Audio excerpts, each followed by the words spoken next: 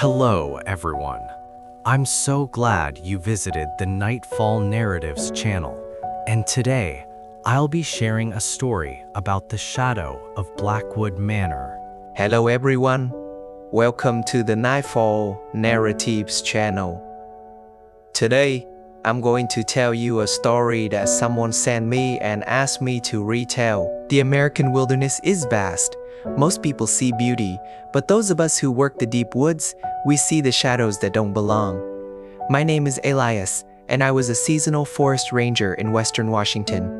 What I saw in the summer of 2021 wasn't a bear, and it wasn't a man. It was something the forest had been trying to hide for a long time.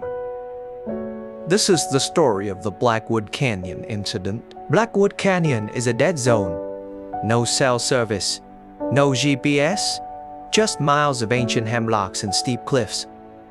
My job was simple: patrol the northern ridge and check on the automated weather stations. For the first month, it was peaceful, but in July things shifted. The birds stopped singing.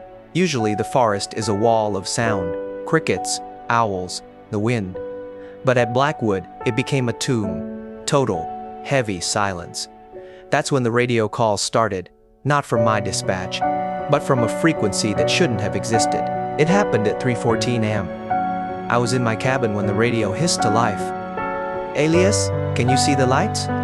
The voice sounded like a child, but the pitch was wrong. Distorted, like it was being played through a broken fan. I grabbed the mic, my heart hammering. "This is Ranger Elias. Who is this?" Silence. Then a wet, rhythmic thumping hit the roof of my cabin. Thump, thump, thump. Something heavy was moving up there. I grabbed my flashlight and stepped out onto the porch. I shone the beam upward, but there was nothing. Only the shingles, glistening with a thick, translucent slime that smelled like old copper and ozone. The next day, I followed the trail of that slime. It led me deep into the restricted zone area, marked off limits by the Department of the Interior.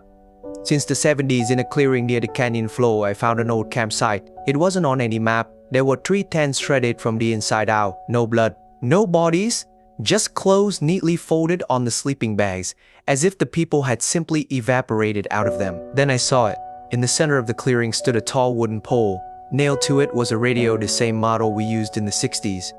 It was gutted, no batteries, no wires. Yet, as I stood there, it began to speak in that same distorted child's voice.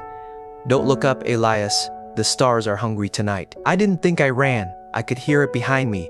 Not footsteps, but the sound of trees snapping like toothpicks, and that terrifying distorted voice mimicking my own scream before I'd even let it out. I quit the service the next morning. I didn't even pack my gear. The official report said it was a hallucination caused by a gas leak, but I know what I saw. And sometimes, when the wind blows from the west, I can still hear my own voice coming from the woods, calling my name, asking me to come back to the canyon.